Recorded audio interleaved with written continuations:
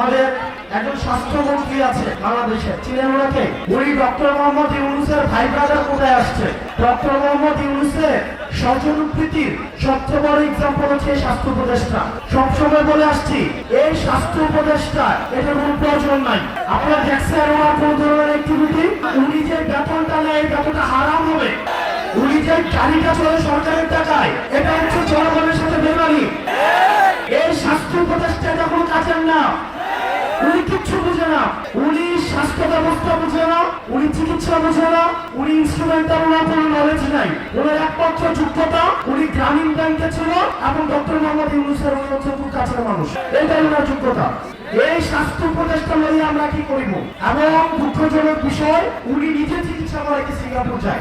এখন আমরা বললে তো হচ্ছে বিরাট বেজার হয়, আমরা বললে রাগ হয়, রাগ।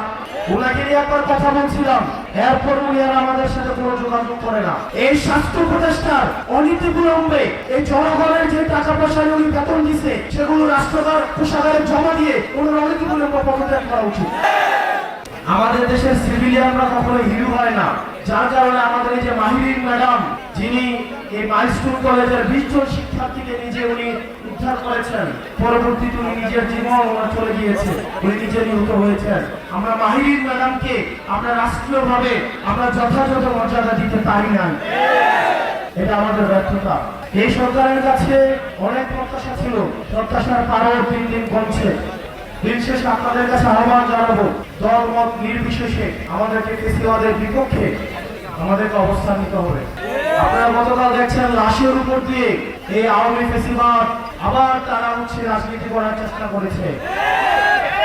আমরা ফেসিবাদ বিরোধী রাজনৈতিক দলগুলো সুতা হতো, যারা বাংলাদেশকে ধারণ করে আমরা সুতা হতো, কিন্তু আওয়ামী লীগ যদি ফেরার চেষ্টা করে তাহলে এই সব শক্তিতে পরিণত হয়ে এই আওয়ামী লীগের চ্যাপ্টার তো আমরা ক্লোজ করছি, ভবিষ্যতের উত্থানের যে কোনো সম্ভাবনাকে আমরা একদম নাই করে দিব।